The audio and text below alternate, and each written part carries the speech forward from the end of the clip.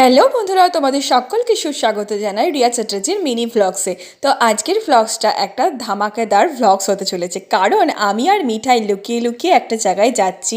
সেটা হচ্ছে মিয়া মোড়ের কেকের দোকানে। মিঠাইয়ের স্কুল ছুটি হয়ে যাওয়ার পরে মিঠাইকে নিয়ে সোজা চলে গেলাম মিয়া মোড়েতে। আর সেখান থেকে আমি একটা কেক ডিসাইড করে বেছে নিচ্ছিলাম কার জন্য হচ্ছে আমার শ্বশুর মশাইয়ের বার্থডে। তার জন্য আমি আর মিঠাই চলে এসেছিলাম আমার শ্বশুর মশাইকে একটা সুন্দর সারপ্রাইজ দিতে। সত্যি বলতে কেকগুলো দেখেই আমার জিভে জল চলে আসছিল, কিন্তু আমি ডিসাইড করতে পারছিলাম না। আমার শ্বশুর মশাই যেহেতু এগ খান না, এগলেস কেক আমাকে কিনতে হবে, তার জন্য একটুখানি ডিসাইড করতে দেরি হচ্ছিল। তো আমাকে বলে দিয়েছিল যে এটা এগলেস কেক। তো আমি সেগুলোর মধ্যে একটা সবথেকে সুন্দর এই যে কেকটা দেখতে পাচ্ছ, এই কেকটা আমি চুজ করে নিলাম। আর এখানে যারা থাকে তারা সুন্দর করে তার ওপরে বাবা বলে লিখে দিল। আর এবার কেক কিনে নিয়ে আমি চলে যাচ্ছি বাড়ি সোজা। বাড়িতে এসে মিঠাইয়ের আবদার ছিল, ওখানে দেখে পছন্দ করেছিল, ও তো খুদে সদস্য, ওর জন্য একটা ছোট্ট পেস্ট্রি, এটা হচ্ছে রেড ভেলভেট একটা পেস্ট্রি ওকে কিনে দিয়েছিলাম, ওকে খাইয়ে দিয়েছিলাম। আর চলো তোমাদের সাথে শুরু করি আজকের ভ্লগটা। সকাল হয়ে গেছে আর সকাল থেকে তোড়জোড় শুরু হয়েছে শ্বশুরমশাইয়ের ফেভারিট সব ধরনের রেসিপি রান্না করার। তো চলো দেখাই কি কি রান্না করলাম আজকের দুপুরে, তোমাদের সাথে শেয়ার করব। প্রথমেই দেখো মাটনটাকে ম্যারিনেট করে রেখে দিয়েছি, আর এদিকে মশলাটাকে আমি কষিয়ে রেখে দিয়েছি। এবার এই মশলাটার সাথে খাসির মাংসটা আমি দারুণভাবে রান্না করে নিচ্ছি। শ্বশুরের ফেভারিট খাসির মাংস, আর তার সাথে আমি করেছিলাম কয়েক রকমের ভাজা। আলু ভাজা ছিল, সঙ্গে পটল ভাজা ছিল। দেখো আমি একে একে সব ভাজাগুলোকে ভেজে নিচ্ছি। সব রকম ভাজা ভেজে নেবার পরে মাছ নিয়ে এসেছিলো। শ্বশুরমশাই পেটি খেতে ভালোবাসে, মাছের পেটি খেতে। তো শ্বশুরমশাইয়ের জন্য মাছের পেটির ঝাল করে দেব। তো মাছের পেটিটাকে ভেজে নিয়ে তারপর আমি সেটা ঝাল করে ফেললাম। আর তারপর তোমাদের দেখাচ্ছি, দেখো খাসির মাংস আমার এদিকে পুরো একদম কমপ্লিট।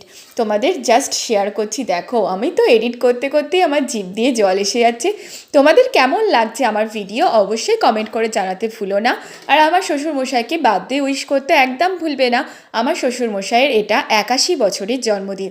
তো দেখো আমি খাসির মাংস, মাছের ঝাল, টমেটো, আমসত্ত্বের চাটনি, দই আর সঙ্গে ভাজাভুজি দিয়ে আজকে আমার শ্বশুরমশাইয়ের পাত সাজিয়ে দিয়েছি। তো আমার শ্বশুরমশাই একটু লজ্জা পায়।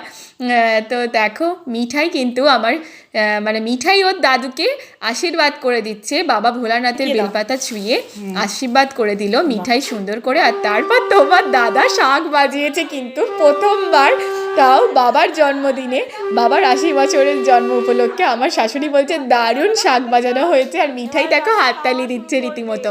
তো দুপুরে খাওয়া দাওয়ার পর্ব মিটে যাওয়ার পর তোমাদের সাথে সন্ধ্যের পর্বটা আমি শেয়ার করতে চলেছি। সন্ধে হয়ে গেছে আর এখন বার্থডে বয়কে আমি সুন্দর করে সাজিয়ে দিয়েছি। আর বাপি এরকমই ধুতি পাঞ্জাবি পরতেই ভালোবাসে। তো সবাই চলে এসছে আমাদের বাড়িতে, কিন্তু আমরা সবাই যেহেতু এমনি ঘরোয়া পোশাকে রয়েছি, ক্যামেরার সামনে সবাই বিশেষ কেউ যাচ্ছি না। দেখো আমাদের শাশুড়ি মা চলে গেছে আমার শ্বশুর মশাইকে বার্থডে উইশ করতে। দেখো এই দেখো হ্যাপি বার্থডে উইশ করে দিল। শ্বশুর একটু লজ্জা পাচ্ছিল সবার সামনে, কিন্তু সত্যি দারুণ লাগছিল, কারণ আমরা সবাই ছিলাম। আর এই মুহূর্তটা সত্যিই সারা জীবন মনে রাখার মতন। তো 81 বছরের একটা ক্যান্ডেল আমি নিয়ে এসেছিলাম, আর সমস্ত নাতনিরা মিলে দাদুর বার্থডে সেলিব্রেট করছে কি সুন্দরভাবে। দেখো দাদুকে শিখিয়ে দিচ্ছে, কারণ বাপি আজ পর্যন্ত কোনো দিনও এইভাবে জন্মদিন বাপির সেলিব্রেট হয়নি। তাই 81 বছরের এই জন্মদিনটা বাপির খুব ভালো লেগেছে। সমস্ত নাতনিরা মিলে বার্থডে উইশ করছে দাদুকে, আর বাপি কেক কাটছে। আর তোমরাও সবাই প্লিজ আমার চ্যানেলটা একটু সাবস্ক্রাইব করে দিও, একটু লাইক কমেন্ট করতে ভুলো না, আর একটু শেয়ার করে দিও। আর আমার পাশে থেকো প্লিজ, যারা যারা নতুন দেখছো তারা সবাই কিন্তু একটু সাবস্ক্রাইব করে দিও। আর আমি শেষকালে কেক ভাগ করে সবাইকে দিয়ে দিলাম। ওকে বাই, আজকের মতন এখানেই বিদায় নিই।